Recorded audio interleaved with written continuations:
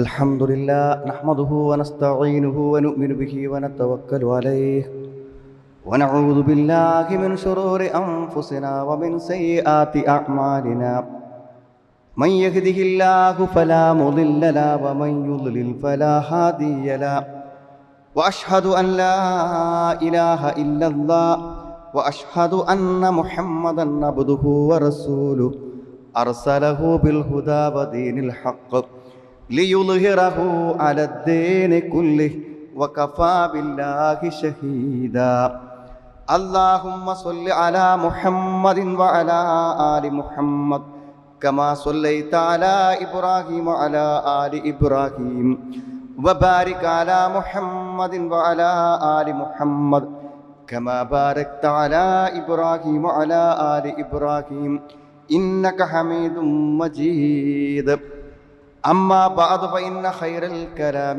كلام الله وخير الحديث كتاب الله وخير الهدي هدي محمد صلى الله عليه وسلم وشر الأمور محدثاتها وكل محدثة بدعة وكل بدعة ضلالة أعوذ بالله من الشيطان الرجيم بسم الله الرحمن الرحيم يا أيها الذين آمنوا اتقوا الله حق تقاته ولا تموتن إلا وأنتم مسلمون يا أيها الناس اتقوا ربكم الذي خلقكم من نفس واحدة وخلق منها زوجها وبث منهما رجالا كثيرا ونساء واتقوا الله الذي تساءلون به والأرحم إن الله كان عليكم رقيبا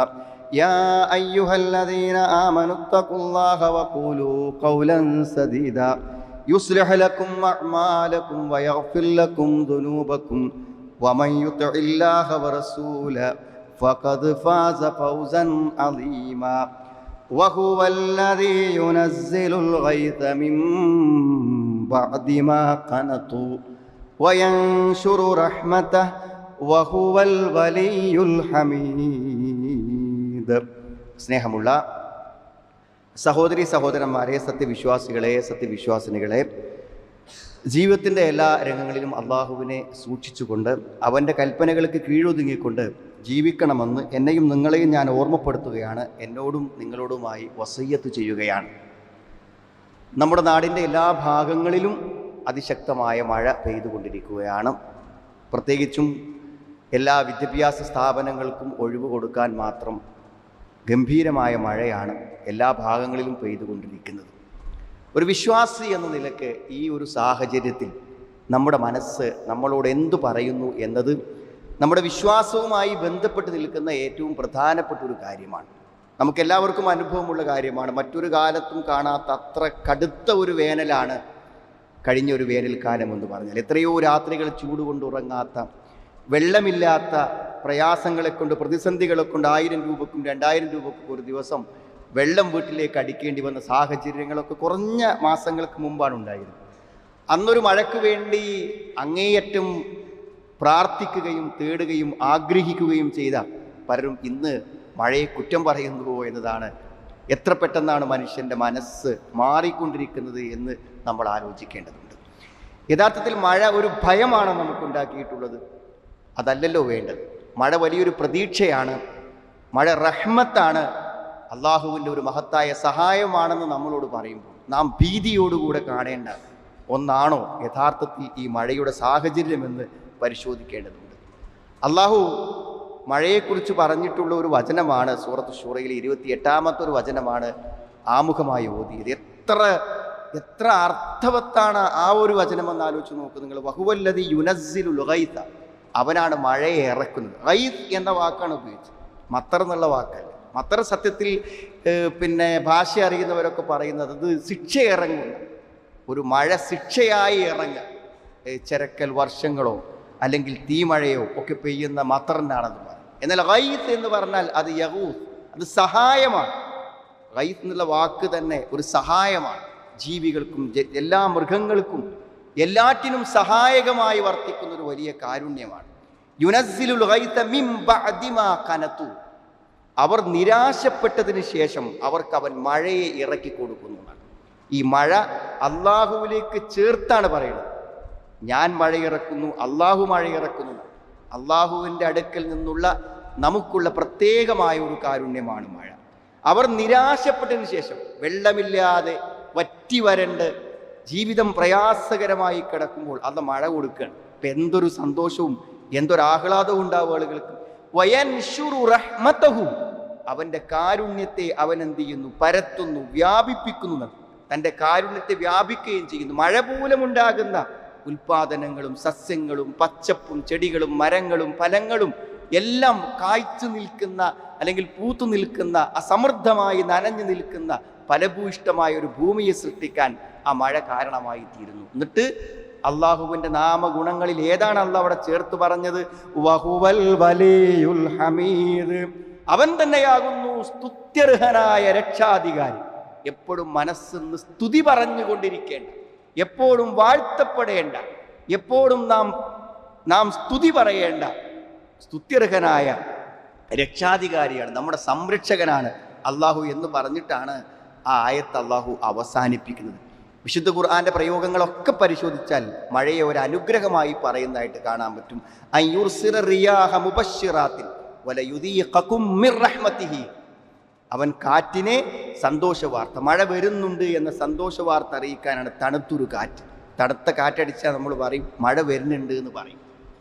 മഴ പെയ്യുന്നതിനേക്കാളും വലിയ സന്തോഷമാണ് മഴ വരുന്നുണ്ട് എന്ന് പറയുമ്പോഴുള്ള സന്തോഷം എന്നതാണ്. വിശുദ്ധ ഖുർആന്റെ പ്രയോഗങ്ങളൊക്കെ അങ്ങനെയാണ്. വഹുവല്ലദീ യുർസിലു റിയാഹ ബുശ്റൻ ബൈന യദൈ റഹ്മതി, അവൻ്റെ കാരുണ്യത്തിൻ്റെ മുമ്പ് അവൻ്റെ കാരുണ്യം വരുന്നതിനെ കുറിച്ച് അറിയിക്കാൻ വേണ്ടി സന്തോഷ വാർത്തയായിക്കൊണ്ട് കാറ്റിനെ അയക്കുന്നു എന്ന് വിശുദ്ധ ഖുർആൻ വ്യത്യസ്തമായ സ്ഥലങ്ങളിൽ ഈ ആശയം പറയുന്നുണ്ട്. അതുകൊണ്ട് മഴ ഒരു അനുഗ്രഹമാണ്, വലിയൊരു കാരുണ്യം ലഭിച്ചതിൻ്റെ സന്തോഷമാണ് നമുക്ക് ഉണ്ടാകേണ്ടത്. ഇപ്പം നമുക്ക് തന്നെ ആലോചിച്ചാൽ അറിയും അത് കാരുണ്യമാണെന്ന്. ഏത് നിലയ്ക്ക് നമ്മൾ ചിന്തിച്ചാലും ഒന്ന് എന്ത് ചെയ്യുന്നു? മഴ പെയ്തിട്ട് വെള്ളം ശേഖരിക്കപ്പെടുന്നു. ആ വെള്ളമാണ് ആ വേനൽക്കാലത്തൊക്കെ നമ്മൾ ഉപയോഗിക്കുന്നത്. ഭൂമിയിൽ തങ്ങി നിൽക്കുന്ന ഈ മഴ പെയ്ത് സ്റ്റോർ ചെയ്ത വെള്ളമാണ് ഉപയോഗിക്കുന്നത്. ഇപ്പോൾ വേണ്ടേ മഴ സമൃദ്ധമായി തന്നെ മഴ പെയ്യണം. അപ്പോൾ മഴ നന്നായിട്ട് പെയ്യുമ്പോൾ നമ്മൾ എന്താ ഉണ്ടാവുക? നന്നായി പെയ്തോട്ടെ, അടുത്ത വേനൽ ശക്തമാകാതിരിക്കാൻ അത് നല്ലതാണെന്നാണ്. മാത്രമല്ല സസ്യങ്ങൾ, നമ്മുടെ കൃഷികളും കാര്യങ്ങളും ഉണങ്ങിപ്പോകാതിരിക്കാൻ അത് വേണം. അതേപോലെ തന്നെ തണുപ്പ്, എത്ര സന്തോഷത്തോടു കൂടെയാണ് പുതച്ചുറങ്ങുന്നത് ഓരോ രാവിലും. അതിനൊക്കെ നേരം വെളുക്കോടെ സ്തുതി പറയണ്ടേ സുഹൃത്തുക്കൾ അള്ളാഹുവിന്? എന്തൊക്കെ ഗുണങ്ങളാണ് ഒരു മഴ കൊണ്ട് നമുക്ക് ലഭിക്കുന്നത് നമുക്ക് മനസ്സിലാക്കാൻ പറ്റും. മാത്രമല്ല മഴ ഒരു ദൃഷ്ടാന്തമാണ് എന്നാണ് അള്ളാഹു പറയുന്നത്. അലം തറ അന്നല്ലാഹ യുസ്ജി സഹാബൻ തുമ്മ യുഅല്ലിഫു ബൈനഹു തുമ്മ യജഅൽഹു റുകാമ, നീ കണ്ടില്ലേ എന്നൊക്കെ നോക്ക്, ഒരു വലിയ അത്ഭുതത്തെ നീ ഒന്ന് നോക്കിക്കാണ് എന്നാണ് ഖുർആൻ നമ്മോട് പറഞ്ഞത്. ഈ അത്ഭുതം, ഈ മഴയാകുന്ന അത്ഭുതത്തെ ഒന്ന് നോക്കിക്കാണാനാണ്. യുസ്ജി സഹാബൻ, അതെന്ത് ചെയ്യുന്നു? മേഘങ്ങളെ കൊണ്ടുവരുന്നു. തുമ്മ യുഅല്ലിഫു ബൈനഹു, എന്നിട്ട് ആ മേഘങ്ങൾ പരസ്പരം എന്ത് ചെയ്യുന്നു? യോജിക്കുന്നു. ആ മേഘങ്ങൾ ഒത്തുചേരുന്നു. തുമ്മ യജഅൽഹു റുകാമൻ, എന്നിട്ടത് മേൽക്ക് മേൽ അട്ടി അട്ടിയായി ശേഖരിച്ച് ഒന്നിച്ചു കൂടി നിൽക്കുന്നു. ഫതറൽ വദ്ക യഖ്റുജു മിൻ ഖിലാലിഹി, എന്നിട്ട് ആ കട്ടിയായി കിടക്കുന്ന മേഘങ്ങൾക്കിടയിൽ നിന്നും വെള്ളം പുറത്തേക്ക് വരുന്നു. വയുനസ്സിലു മിനസ് സമാഇ മിൻ ജിബാലിൻ ഫീഹാ മിൻ ബറദിൻ, എന്നിട്ട് വലിയ പർവ്വതങ്ങളെ പോലെയുള്ള കാർമേഘങ്ങളിൽ നിന്നും എന്ത് ചെയ്യുന്നു? ആ മഴ പെയ്യുന്നു. അതിൽ നിന്ന് ആലിപ്പഴം വീഴുന്നു, ഒരു തണുത്ത ഐസ് പോലെയുള്ള ഒരു കട്ട അതിൽ നിന്ന് എന്ത് ചെയ്യും? താഴത്തേക്ക് വർഷിക്കുന്നു. ഫയുസീബു ബിഹി മൻ യശാ, എന്നിട്ട് അല്ലാഹ് പറയാണ് ഞാനാണിത് കൈകാര്യം ചെയ്യുന്നത്. ആർക്കാണോ മഴ കൊടുക്കേണ്ടത് അവിടെ മഴ വർഷിക്കും. ആർക്ക് മഴ കൊടുക്കാതിരിക്കണമെന്ന് ഞാൻ തീരുമാനിക്കുന്നുവോ അവരിൽ നിന്ന് മഴയെ നാം തിരിച്ചു വിടുകയും ചെയ്യും. ഒരു സ്ഥലത്ത് സമൃദ്ധമായി മഴ പെയ്യുന്നു, നമ്മൾ വാഹനം ഓടിച്ച് തൊട്ടപ്പുറത്തൊരു 1/2 കിലോമീറ്റർ ചെന്നാൽ അവിടെ മഴയുടെ ഒരു ലക്ഷണമില്ല, റോഡ് മുഴുവൻ ഉണങ്ങിക്കിടക്കും. അള്ളാഹുവിൻ്റെ ആ കൈകാര്യകർത്തൃത്വം ഓരോ മണ്ണും കണക്കാക്കി അളന്നു തൂക്കി. ഇനിയോ അതൊന്നിച്ച് ആകാശത്തുനിന്ന് വീണാൽ ഒരു ജീവിയും ഭൂമിയിൽ ഉണ്ടാവില്ല. അതിങ്ങനെ പാറ്റി ഒരു പ്രത്യേകമായ രൂപത്തിൽ ഭൂമിയിലേക്ക് അത് പതിക്കുമ്പോൾ എന്തൊരു സൗകര്യമാണ്. അള്ളാഹു എത്രമാത്രം കാരുണ്യത്തോടെയും ശ്രദ്ധയോടുകൂടെയുമാണ് അവൻ്റെ അടിമകളോട് അനുഗ്രഹം ചൊരിയുന്നതെന്ന് ആലോചിച്ച് നോക്കൂ സുഹൃത്ത്. അതുകൊണ്ട് ഈ ദൃഷ്ടാന്തത്തെ കാണുന്ന സന്ദർഭം, മഴയാകുന്ന മഹത്തായ അനുഗ്രഹത്തെ അനുഭവിക്കുന്ന സന്ദർഭം, അപ്പം എന്താ ഉണ്ടാകേണ്ട ഒരു വിശ്വാസിക്ക്?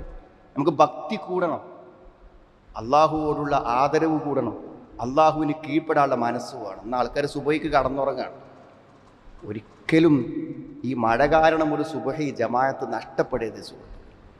അല്ലെങ്കിൽ തന്നെ വൈകി ഉറങ്ങുന്ന ഒരു സ്വഭാവമാണ് പൊതുവേ നമ്മുടെ നാട്ടിലൊക്കെ ഉള്ളത്. ഈ വൈകി ഉറങ്ങിയിട്ട് രാവിലെ അള്ളാഹുവിൻ്റെ മലായിക്കത്തുകൾ വന്നു പോകുന്ന, അവർ പരസ്പരം സംഗമിക്കുന്ന, നമ്മുടെ കണക്കുകൾ നേരിട്ട് നോക്കി സാക്ഷി പറയുന്ന സമയത്ത് നന്ദി കെട്ടവനായി ഉറങ്ങുന്നുണ്ടോ എന്ന് നമ്മൾ ആലോചിക്കണം. എന്തൊക്കെ ഗുണാപ്പ് സുബഹിക്കൊന്ന് പള്ളിയിൽ പോയാൽ, ഇതുവരെ പോകാത്തോലൊക്കെ ഇനിയെങ്കിലും ആ കാര്യത്തെക്കുറിച്ച് ആലോചിക്കണം സുഹൃത്തുക്കളെ. മൻ സ്വല്ലൽ ഇശാ ഫി ജമാഅത്തിൻ ഫകഅന്നമാ ഖാമ നിസ്ഫൽ ലൈൽ.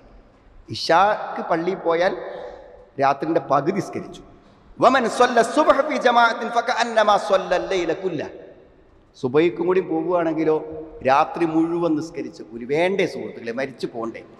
വിചാരിക്കാതെ നമ്മുടെ എത്ര സുഹൃത്തുക്കൾ കണ്ണടച്ചു പോകും. ഇശാക്കും സുബഹിക്കും പള്ളിയിൽ പോയാൽ രാത്രി മുഴുവൻ നിസ്കരിച്ച കൂലി. പിന്നെയോ അള്ളാഹുവിൻ്റെ പ്രത്യേക സംരക്ഷണം വേണ്ടേ? ഈ റോട്ടിലൂടെയൊക്കെ പോകും, ഈ അസുഖങ്ങൾക്കും മാറാവ്യാധികൾക്കും ഇടയിൽ ജീവിക്കുമ്പോൾ എന്നും രാവിലെ അള്ളാഹുവിൻ്റെ സംരക്ഷണം ഉറപ്പാക്കേണ്ടേ? മൻ സ്വല്ല സുബ്ഹ ഫഹുവ ഫീ ദിമ്മത്തില്ലാ. ആരെങ്കിലും സുബ്ഹ് നിസ്കരിച്ചാൽ അവൻ അള്ളാഹുവിൻ്റെ സംരക്ഷണത്തിന്, അള്ളാഹു ഒരു പ്രൊട്ടക്ഷൻ നമുക്ക് ഓഫർ ചെയ്യും രാവിലെ നമ്മൾ പള്ളിയിൽ പോയി വന്നാൽ എന്നാണ്. മാത്രമല്ല, രാവിലെ സുബഹിക്ക് എഴുന്നേൽക്കാത്തവൻ്റെ ആ ദിവസത്തിൻ്റെ തന്നെ ഉന്മേഷം, പ്രകാശം കെട്ടുപോയി എന്നാണ്. രാവിലെ എഴുന്നേറ്റ് അള്ളാഹുവിൻ്റെ സ്തുതി പറഞ്ഞ് മൻ അസ്ബഹൻ ഫദക്കറല്ല, പിന്നെ ഉറക്കത്തിന് എഴുന്നേൽക്കുക, ഫദക്കറല്ല ദിക്റൊക്കെ ചെല്ലുക, വതവല്ല എന്നിട്ട് ഒളു എടുക്കുക, വസ്വല്ല എന്നിട്ട് നമസ്കരിക്കുക. അസ്ബഹ നശീതൻ ത്വയ്യിബൻ നഫ്സ്, നല്ല ഉന്മേഷത്തിൽ, പേടില്ലാതെ ബേജാറില്ലാതെ ഒരു നല്ല സമാധാനപൂർണമായ മനസ്സിനെ ഒരു ദിവസം മുഴുവൻ കാത്തു സൂക്ഷിക്കാൻ ആ സുബഹിക്ക് പള്ളിയിൽ പോയി വന്നാൽ പറ്റുന്നതാണ് സുഹൃത്തുക്കളെ. അതേപോലെ തന്നെ മൻ സ്വല്ലൽ ബർദൈൻ ദഖലൽ ജന്ന. ഇശാഉം സുബഹിയും ഒരാൾ നിസ്കരിക്കുകയാണെങ്കിൽ, അല്ല സുബഹും അസ്റും ഒരാൾ നിസ്കരിക്കുകയാണെങ്കിൽ അവനെ സംബന്ധിച്ചിടത്തോളം എന്താണ്? അവന് സ്വർഗം കിട്ടാൻ അത് മതി. ദുഖൂലുൽ ജന്ന, സ്വർഗം കിട്ടാൻ അത് മതിയാകുന്നതാണ്. ശ്രദ്ധയോടുകൂടി ഈ രണ്ട് നിസ്കാരത്തിൽ ഒരു ശ്രദ്ധ ഉണ്ടായാൽ സ്വർഗം കിട്ടാൻ അത് മതിയാണ്. എത്രമാത്രം പ്രതിഫലാർഹമായ ഒരു കാര്യമാണ്. ഇപ്പോൾ സുഹൃത്തുക്കളെ, അള്ളാഹുവിന് അനുഗ്രഹം പെയ്തിറങ്ങുന്ന ഈ സന്ദർഭത്തിലെ പ്രഭാതം അള്ളാഹുവിന് നന്ദി കെട്ടവരായി ജീവിക്കുകയാണോ? ആൾക്കാർ എന്തെങ്കിലുമൊക്കെ പ്രാർത്ഥിച്ചിട്ട് അതിനൊന്നും ഉത്തരം കിട്ടിയില്ലെങ്കിൽ ആൾക്കാർ പറയും ഞാൻ അള്ളാഹുടെ എത്ര പറഞ്ഞു എന്ന് നിരാശ പറയാറുണ്ട്. എന്നാൽ തിരിച്ച് നമുക്ക് ചോദിക്കുക അവരോട്, അള്ള പറഞ്ഞതൊക്കെ നീ കേട്ടോ അല്ലേ? ഇത്ര കാലം ജീവിച്ച് ആരോഗ്യത്തോടെ ജീവിച്ച് വീട്ടിൻ്റെ മുന്നിൽ ബൈക്കും കാറും ഒക്കെ നിൽക്കുന്നു, അല്ലെങ്കിൽ നോക്കിയാൽ കാണുന്ന ദൂരത്ത് പള്ളി മുനാരങ്ങൾ കാണുമ്പോൾ അള്ളാഹുവിൻ്റെ മാർഗത്തിലൊന്ന് ഓരോ പാദങ്ങൾക്കും പാപം വായിച്ച് പുണ്യം തരുന്ന ഒരു നിസ്കാരത്തിന് പോകാൻ നിനക്ക് മനസ്സുണ്ടായോ? അള്ളാഹിൻ്റെ കൽപ്പനകളും അള്ളാഹുവിൻ്റെ വിരോധങ്ങളും മൈൻഡ് ചെയ്യാതെ ജീവിച്ച ഒരുത്തൻ അള്ളാഹുവോട് എന്തെങ്കിലും ചോദിച്ച് കിട്ടാത്തതിന് മാത്രം പരാതി പറയുന്നത് എന്തേ എന്നത് ഗൗരവത്തോടെ ചിന്തിക്കേണ്ട കാര്യമില്ല സുഹൃത്ത്. മറ്റൊന്ന് വിത്ർ നിസ്കാരമാണ്, അധികമൊന്നും വേണ്ട. ആ ഇശാൻ്റെ സുബൈൻ്റെ ഇടക്ക് എന്ത് ചെയ്യുക? ഔസാനി ഖലീലി ബി സലാത്തിൻ, 3 കാര്യം എൻ്റെ ഖലീലായ റസൂലുള്ള എന്നോട് വസിയ്യത്ത് ചെയ്തു എന്നാണ്. നബി സഹാബത്തിനോട് വസിയ്യത്ത് ചെയ്തു, അത്രയും ശക്തമായ ഉപദേശം. ലാ അദഅഹുന്ന ഹത്താ അമൂത്, ഞാൻ മരിക്കുന്നത് വരെ ഞാനത് ഉപേക്ഷിച്ചിട്ടില്ല എന്നാണ് അബൂ ഹുറൈറ റളിയല്ലാഹു അൻഹു പറയുന്നത്. എന്താണ്? സൗമി സലാത്തത്തി അയ്യാമിൻ കുല്ലി ശഹർ, എല്ലാ മാസവും ഒരു 3 നോമ്പ്. അതേപോലെ തന്നെ സ്വലാത്തുൽ ദുഹ, നമസ്കാരം. വനൗമിൻ അലാ വിത്ർ, അതേപോലെ തന്നെ വിത്ർ നിസ്കരിക്കാം. ഈ 3 കാര്യങ്ങൾ ഞാൻ ഉപേക്ഷിച്ചിട്ടില്ല എന്നാണ്. ധാരാളം കാര്യങ്ങൾ, നന്മകൾക്ക് അവസരമുണ്ട് സുഹൃത്തുക്കളെ. ഈ വർഷക്കാലത്തില്ല പറയാൻ ധാരാളം നന്മകൾ നമ്മളൊന്ന് കരുതി പ്രവർത്തിച്ചാൽ മതി. ഒന്നൊരു നല്ലൊരു മരം ചെടി എന്തെങ്കിലുമൊക്കെ നട്ടാൽ ഇതിന് ഉപകാരമില്ലേ? സത്യം പറഞ്ഞാൽ എല്ലാറ്റിനും വിലക്കയറ്റം, വില കൂടി, എല്ലാറ്റിനും അപകടകരമായിട്ടുള്ള വിഷാംശങ്ങളുണ്ടെന്നൊക്കെ ആൾക്കാർ പറയുമ്പോഴും നമ്മളെ മുറ്റത്ത് ഒരു ചെറിയ പാത്രത്തിൽ ഒരു ചെറിയൊരു വെണ്ടയുടെ വിത്ത് നട്ടു നോക്കണമെന്ന്, അതിനിപ്പോൾ വലിയ പറമ്പും ഏക്കറൊന്നും വേണ്ടില്ല സുഹൃത്തുക്കളെ. നമ്മുടെ വീട്ടിൽ ആവശ്യമുള്ള ഒരു ചെറിയ സാധനം ഈ മഴയുടെ അള്ളാഹു തന്ന മഹാനുഗ്രഹത്തെ ഒന്ന് ഉപയോഗപ്പെടുത്തി ഒരു തെങ്ങിൻ തൈ വെച്ചാൽ എത്ര അതിൻ്റെയൊക്കെ പ്രതിഫലം എന്നറിയാം. അങ്ങനെയൊക്കെ ഇപ്പോൾ ഒരു വർഷക്കാലത്ത് എന്താ ആർക്കപ്പോൾ അത് ചിന്തിക്കാനും ആലോചിക്കാനും പറ്റാത്തത്? ഒരു വിശ്വാസിക്ക് എപ്പോഴും ഒരു നീയത്തും തൊയ്യബ, ഒരു നല്ല നീയത്തുണ്ടെങ്കിൽ എത്ര കൂലിയിട്ട് കാര്യങ്ങൾ. നീയത്ത് മാത്രം ഉണ്ടായാൽ കിട്ടുന്ന കുറേ കാര്യങ്ങളുണ്ട്. അതിലൊന്നാണ് ഈ ചെടികളും മരങ്ങളൊക്കെ. മാമിൻ മുസ്ലിമിൻ യഗ്രിസു ഗർസൻ ഔ യസ്റഉ സർഅൻ ഫയഅകുലു മിൻഹു ത്വയ്റൻ ഔ ഇൻസാൻ. ഒരു ചെടി നട്ടിട്ട് അതിന് വല്ല പക്ഷിയോ മൃഗങ്ങളോ മനുഷ്യനോ ഭക്ഷിച്ചാൽ ഇല്ല കാന ലഹു ബിഹി സ്വദഖ, അവർ സ്വദഖ. എത്ര ഹദീസാണ് ഇതിന് സമാനമായത്? ചിലത് അതിന് എന്തെങ്കിലും കുറച്ച് കുറവ് വന്നാൽ പോലും എന്തെങ്കിലും ഒന്ന് കേടെന്ന് പോയാൽ പുഴു തിന്നു പോയി. നമ്മൾ തൈ വെച്ച് ഒരു തുണി കിട്ടാതെ മുഴുവൻ പുഴു തിന്നു പോയി. എന്നാ കൂലിയാന്ന് പറഞ്ഞാൽ നമ്മളിപ്പോൾ കാര്യമായിട്ടൊരു ന്യായം ആൾക്കാർ പറയാം, ഇതൊന്നും വെച്ച ഉണ്ടാവില്ല നമ്മുടെ നാട്ടിൽ എന്നാ പറയാം. ഉണ്ടാണ്ട എന്നാൽ തന്നെ നമുക്ക് കൂലിയാണെന്നാണ് പറയുന്നത്. അതാണ് വല അദാബത്തൻ വല അത്വയർ, ഒരു പക്ഷിയാവട്ടെ ഒരു മൃഗമാകട്ടെ എന്ത് നിന്നാലും കാലലഹു സ്വതക്ക ഇലായോമിൽ ഖിയാമത്ത് നാൾ വരെ സ്വതക്ക കിട്ടുന്ന പറയുന്നത്. ആ മരം അവിടെ നിൽക്കുന്ന കാലത്തോളം എന്ത് ചെയ്യും? എത്രയോ വർഷങ്ങൾക്കും മരണപ്പെട്ടു പോയ ആളുകൾ നട്ട തെങ്ങിൽ നിന്ന് ഇപ്പോഴും നമ്മളൊക്കെ തേങ്ങെടുക്കുന്നുണ്ട്. അയാളെ കബർക്ക പ്രതിഫലം വരുന്നു എന്നല്ല ഇപ്പം ഇതിൻ്റെയൊക്കെ അർത്ഥം സുഹൃത്തുക്കളെ. മറ്റൊരു കാര്യം ഈ കാലത്ത് എന്താ നിങ്ങൾ ബുദ്ധിമുട്ടുന്നവരെ സഹായിക്കുക. ഈ കോളേജ് സ്കൂളൊക്കെ തുറന്നിട്ട് അത് ചേരുന്ന സമയത്ത് ഒരു ചെറിയ ഫീസ് ഉണ്ടാവും. അതിപ്പോൾ ഒരാൾക്ക് ഗവൺമെൻറ് സ്ഥാപനങ്ങൾ കിട്ടിയാൽ പോലും ഏകദേശം ഒരു 5000 10,000 ഒക്കെ രൂപ വരും. അപ്പോൾ ഈ സാധുക്കൾ എന്താണെന്ന് വെച്ചാൽ ഈ കുട്ടികളെ കാര്യമാകുമ്പോൾ കുട്ടികളുടെ പൈസ ഇല്ലാന്ന് പറയാൻ പറ്റില്ലല്ലോ, അവരെ സങ്കടപ്പെടുത്താതിരിക്കാൻ വരും. എൻ്റെ രക്ഷിതാക്കൾ പലപ്പോഴും ചേരാൻ വേണ്ടി ഓഫീസിൽ വരുമ്പോൾ അവരുടെ ആ ഒരു സങ്കടം, ഒരു മനുഷ്യൻ്റെ നിസ്സഹായത ശരിക്കും കാണുന്നൊരു സമയമൊക്കെ. ഇത് പിന്നെ കൊടുക്കാൻ പറ്റുമോ, ഇപ്പം തരാതിരിക്കാൻ പറ്റുമോ, ഇത് കുറവാക്കാൻ പറ്റുമോ എന്നൊക്കെ ചോദിക്കുക. അപ്പോൾ നമ്മളെ ചിന്തിക്കാൻ തരിക. അപ്പോൾ ആലോചിക്കുക എന്താ വെച്ചാൽ ഇവർക്ക് ആർക്കെങ്കിലുമൊക്കെ കുടുംബത്തിന് ഒരു ബന്ധം ഉണ്ടാവില്ലേ സുഹൃത്തുക്കളെ? നമ്മൾ ആരെങ്കിലും ആലോചിച്ചു, നമുക്കൊക്കെ അത്യാവശ്യം വരുമാനം ഉണ്ടാകുമ്പോൾ നമ്മുടെ ഒരു അയൽവാസിയോ ഒരു ബന്ധു ഒരു കുട്ടിനെ ചേർക്കാൻ പ്രയാസപ്പെടുന്നുണ്ടോ എന്ന് നമ്മൾ ആരെങ്കിലും അതിൽ കുർബ ഹക്ക് ഒരു ഹക്കുണ്ട് എന്നാണ്. നമ്മളെ കടയിൽ കിട്ടുന്ന വരുമാനത്തിൽ നിന്നും നമ്മുടെ ശമ്പളത്തിൽ നിന്നൊക്കെ ഒരു ഹക്ക് നമ്മുടെ കുടുംബത്തിൽപ്പെട്ട സാധുവിൻ്റേതുണ്ട് എന്നാണ്. അത് കൊടുക്കേണ്ട സമയത്ത് അവന് കിട്ടണ്ടേ സുഹൃത്തുക്കളെ?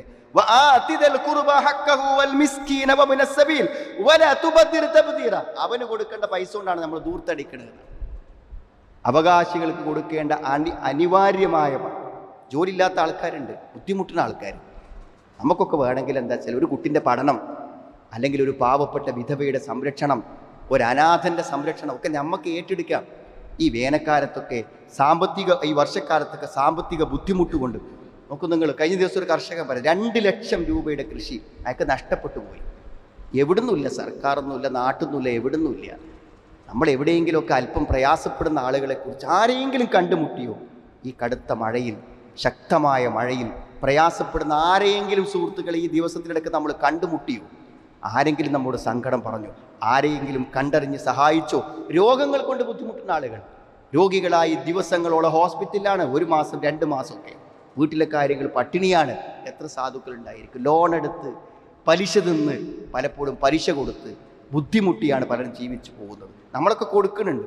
പലപ്പോഴും അതൊന്ന് ആലോചിച്ച് ചെയ്യുകയാണെങ്കിൽ വഫ്അലുൽ ഖൈറ ലഅല്ലക്കും തുഫ്ലിഹൂൻ, നന്മ ചെയ്യൂ, നിങ്ങൾക്ക് വിജയം നേടാം. നമ്മളെ വിജയം നന്മയിലാണ് നിലകൊള്ളുന്നത്. എന്തെങ്കിലും നല്ലത് ചെയ്യാൻ നേരം പുലർന്ന് വൈകുന്നേരക്ക് അവസരം ഉണ്ടാക്കിയാൽ അതൊക്കെ നമുക്ക് എവിടെയെങ്കിലും ഒരു ലാഭമുണ്ടാക്കും എന്നാണ് വിശുദ്ധ ഖുർആൻ സൂറത്ത് ഹജ്ജ് 77 പറയുന്നത്. അൽ മുസ്ലിമു അഖുൽ മുസ്ലിം, ഒരു മുസ്ലിം മറ്റൊരു മുസ്ലിമിൻ്റെ സഹോദരനാണ്. അപ്പോൾ നമ്മുടെ സഹോദരന് എന്തെങ്കിലും ബുദ്ധിമുട്ടുണ്ടോ എന്ന് നമ്മൾ അന്വേഷിക്കണം. വമൻ കാന ഫീ ഹാജതി അഖീഹി കാന അല്ലാഹു ഫീ ഹാജതിഹി. തൻ്റെ സഹോദരൻ്റെ കാര്യങ്ങൾ നിർവഹിക്കാൻ വേണ്ടി ഒരാൾ സമയം കാണുമ്പോൾ അള്ളാഹു അവൻ്റെ കാര്യങ്ങൾ നിർവഹിക്കും. നോക്കൂ നിങ്ങൾ, ദുർബലരായ നമ്മൾ മറ്റൊരാളെ സഹായിക്കാൻ ശ്രമിക്കുമ്പോൾ ഗനിയും ഹമീദുമായ, സമ്പന്നനായ, ഐശ്വര്യവാനായ അള്ളാഹു നമ്മുടെ കാര്യത്തിൽ ഇടപെടുമെങ്കിൽ സുഹൃത്തുക്കളെ അതല്ലേ നമുക്ക് ലാഭം. നമുക്ക് വേണ്ടി ചെലവഴിക്കുന്നതിനേക്കാളും മറ്റുള്ളവർക്ക് വേണ്ടി നൽകലല്ലേ ലാഭമെന്നാണ്. മറ്റൊരു കാര്യമുണ്ട്, ഈ വർഷക്കാലത്ത് ഈ റോഡിലൂടെയൊക്കെ നമ്മൾ പോയാൽ എവിടെയും അപകടങ്ങളാണ് സുഹൃത്തുക്കൾ, പ്രത്യേകിച്ച് ബൈക്ക് യാത്രക്കാർ.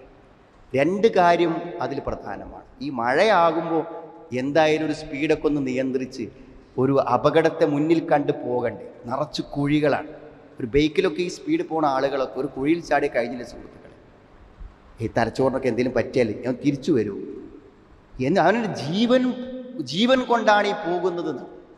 ഒരു ചായ കുടിക്കുന്ന ഒരു ഗ്ലാസ് പോലും നമ്മൾ എത്ര സൂക്ഷ്മതയോടെ കൈകാര്യം ചെയ്യും. ആ സ്ഥാനത്ത് ഒരു ജീവനെ ഒരു വാഹനപ്പുറത്തേറ്റി പോകുമ്പോൾ നമുക്ക് അംഗവൈകല്യങ്ങൾ വരില്ലേ സുഹൃത്തുക്കളെ? ജീവിതകാലം മുഴുവനും മറ്റുള്ളവരെ ആശ്രയിച്ച് ജീവിക്കേണ്ടി വരില്ലേ? മറ്റുള്ളവരെ അപകടപ്പെടുത്തുന്നതോ? ഒരാൾക്ക് അപകടം നമ്മളെ കൊണ്ട് പറ്റിക്കഴിഞ്ഞാൽ ആ അപകടത്തിലുള്ള പ്രായശ്ചിത്തമായി പറഞ്ഞത് സൂറത്തു നിസായിലെ 92-ാമത്തെ വചനത്തിൽ പറഞ്ഞ എന്താ അറിയോ? അവിടെ അവൻ ഷഹ്റൈൻ വമൻ ലം യജിദ് ഫസിയാമു ഷഹ്റൈൻ മുതതാബിഈൻ തൗബതൻ മിനല്ലാഹ്. അല്ലാഹുവിൽ നിന്ന് അവന് പശ്ചാത്താപം കിട്ടാൻ വേണ്ടി 2 മാസം തുടർച്ച നോമ്പ് കിടന്നു. അബദ്ധത്തിൽ ഒരാൾ മരിച്ചു. ഈ ആക്സിഡൻറ്റിലൊക്കെ നമ്മളിൽ നിന്ന് ഒരാൾ മരിക്കുകയാണെങ്കിൽ നമ്മൾ 2 മാസം തുടച്ച് നോമ്പ്. ഒരാളെ ജീവൻ്റെ വിലയാണ്. ആ മരിച്ച ആളെ വീട്ടുമുറ്റത്ത് പോയി നോക്കിങ്ങൾ. നമ്മളുടെ ചെറിയൊരു അശ്രദ്ധ, ചെറിയൊരു ധൃതി, ജീവിതകാലം മുഴുവൻ അത് മറക്കാൻ പറ്റും. ഈ നിരത്തിലൂടെ കുറേ ലൈസൻസ് നമ്മളെ കയ്യിൽ കിട്ടുമ്പോൾ മറ്റൊരാളുടെ മരണത്തിന് എൻ്റെ ഈ ലൈസൻസ് ഇടയാക്കരുതേ എന്ന് ആത്മാർത്ഥമായി മനസ്സിൽ തട്ടി പ്രാർത്ഥിച്ചിട്ടല്ലേ സുഹൃത്തുക്കളെ പുറത്തിറങ്ങേണ്ടത്? നമ്മുടെ അപകടം മറ്റുള്ളവരുടെ അപകടം ആലോചിക്കേണ്ട കാര്യമാണ്. പകർച്ചവ്യാധികൾ ഈ വർഷക്കാലത്ത് എല്ലാവരും പറയും. ചെറിയ ചെറിയ ശ്രദ്ധകൾ മതി മാരകമായ രോഗങ്ങളെ തടുക്കാൻ. ഒന്ന് തിളപ്പിച്ചേ വെള്ളം കുടിക്കുള്ളൂ എന്ന് തീരുമാനിച്ചാൽ പോലും അതൊക്കെ നമ്മൾ ശ്രദ്ധിക്കേണ്ടതിൽ സൂക്ഷിച്ചു.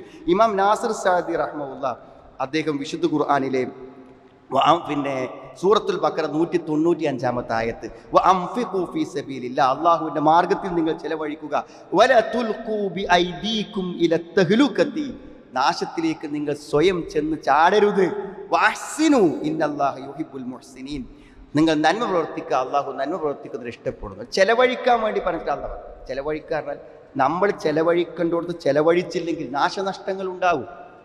നമ്മൾ യുദ്ധ സന്ദർഭങ്ങളിൽ ഇസ്ലാമിക രാഷ്ട്രങ്ങളിൽ വമ്പിച്ച സംഖ്യ ജിഹാദിന് വേണ്ടി കൊടുക്കും. ആ ജിഹാദിന് വേണ്ടി കൊടുത്തില്ലെങ്കിൽ ആ രാജ്യത്തിൻ്റെ നിലനിൽപ്പും വിശ്വാസികളുടെ നിലനിൽപ്പിനെയും ബാധിക്കും. അപ്പോൾ അവിടെ ചെലവഴിക്കണം, അല്ലെങ്കിൽ നാശത്തിലേക്ക് എത്തും. എല്ലാം അങ്ങനെയാണ്. അവസാനം അദ്ദേഹം പറഞ്ഞു ശരീരത്തിൻ്റെയോ ആത്മാവിൻ്റെയോ നാശത്തിന് ഉപകരിക്കുന്ന ഏതൊരു കാരണം വിശ്വാസി പ്രവർത്തിക്കുന്നതും ഈ നിരോധത്തിൻ്റെ പരിധിയിൽ വരുന്നതാണ്. നമ്മളെ നശിപ്പിക്കാൻ വേണ്ടി എന്ത് ചെയ്താലും എന്ത് ചെയ്യും? നമ്മുടെ നാശത്തിലേക്ക് വരുമെന്നാണ്. പകലൊരു ഭക്ഷണവും എടുക്കാതെ മുഴുവൻ വയറ്റിലെ ആൾസർ വരുത്തി സോഫ്റ്റ് ഡ്രിങ്ക്സ് മാത്രം കുടിച്ചിട്ട് ഒരു ചെറുപ്പക്കാരൻ ഇപ്പോൾ കഴിഞ്ഞ ദിവസം ഒരു മാരകമായ ക്യാൻസറാണ് വൈറൽ വന്നത്. ഒരു ചെറിയ അശ്രദ്ധയോ കാര്യങ്ങളോ നമുക്ക് വരുമ്പോൾ രോഗങ്ങൾ വരുത്തുന്നതിൽ നമുക്ക് പങ്കുണ്ട്. അത് നമ്മുടെ ശ്രദ്ധയും സൂക്ഷ്മതയുമാണ്. ഒരു വിശ്വാസി എന്ന നിലക്ക് നമ്മൾ ഉപയോഗിക്കുന്നത് വിശിഷ്ടമാണോ, അത് മറ്റൊരാൾക്ക് രോഗം പകരുമോ? നമ്മൾ രോഗിയായി ഒരു കൂട്ടത്തിൽ പോയി നിൽക്കുമ്പോൾ അവിടുന്ന് എത്രയാക്കത് കൊടുത്തു പോരുന്നുണ്ട് സുഹൃത്തുക്കളെ. ചെറിയൊരു സൂക്ഷ്മത, അങ്ങനത്തെ ഒരു സമയത്ത് ഒരു മാസ്ക് ഇടേ, അല്ലെങ്കിൽ ഒരു അകലം കീപ്പ് ചെയ്യേ, പൊതുജനങ്ങളുടെ സ്ഥലത്തേക്ക് വല്ലാതെ നമ്മൾ പോകാതിരിക്കേ. ഇതൊക്കെ നമ്മക്കല്ല വരുന്നത്, മറ്റൊരാൾക്ക് കൊടുക്കുമ്പോഴും അയാളുടെ ജീവിതം മുടങ്ങുന്നു, തൊഴിൽ മുടങ്ങുന്നു, എന്തൊക്കെ ബുദ്ധിമുട്ടുകൾ. ഇതൊക്കെ സൂക്ഷിക്കാൻ നമുക്ക് ബാധ്യതയുണ്ട് എന്ന് നമ്മൾ ആലോചിക്കുക. അതുകൊണ്ട് മഴക്കാലം നമുക്ക് നന്മക്ക് അവസരമുണ്ട്, അള്ളാഹുവിലേക്ക് അടുക്കാൻ അവസരമുണ്ട്.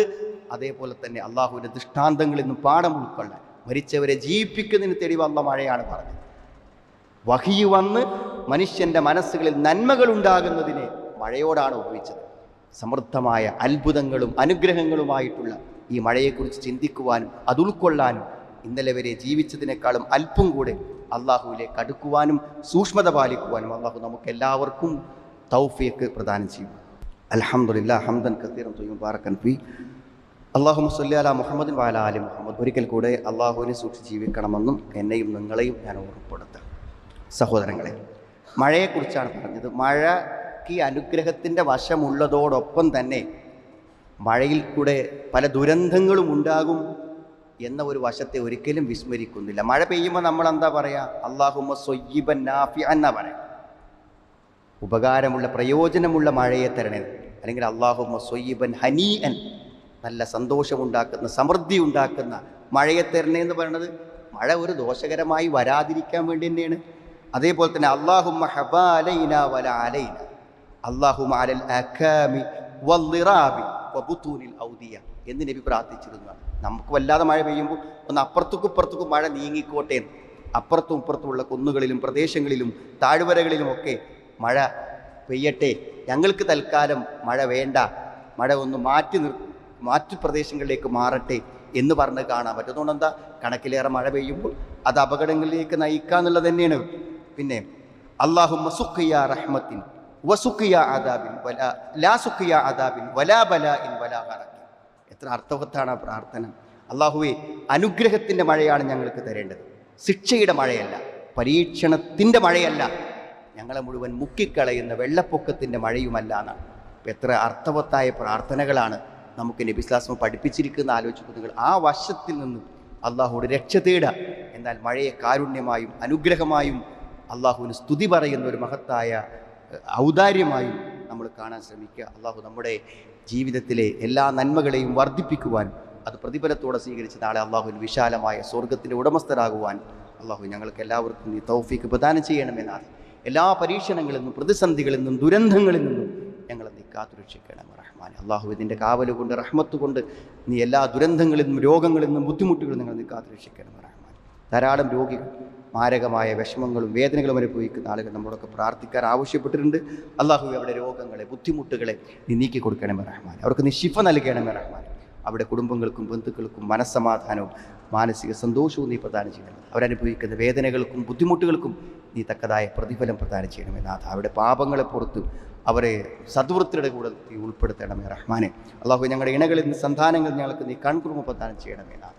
اللهم اغفر للمؤمنين والمؤمنات ربنا اصرف عنا عذاب جهنم إن عذابها كان غراما إنها ساءت مستقرا ومقاما ربنا هب لنا من أزواجنا وذرياتنا قرة أعين وجعلنا للمتقين إماما ربنا تقبل منا إنك أنت السميع العليم وتب علينا إنك أنت التواب الرحيم ربنا آتنا في الدنيا حسنة وفي الآخرة حسنة وقنا عذاب النار والحمد لله رب العالمين.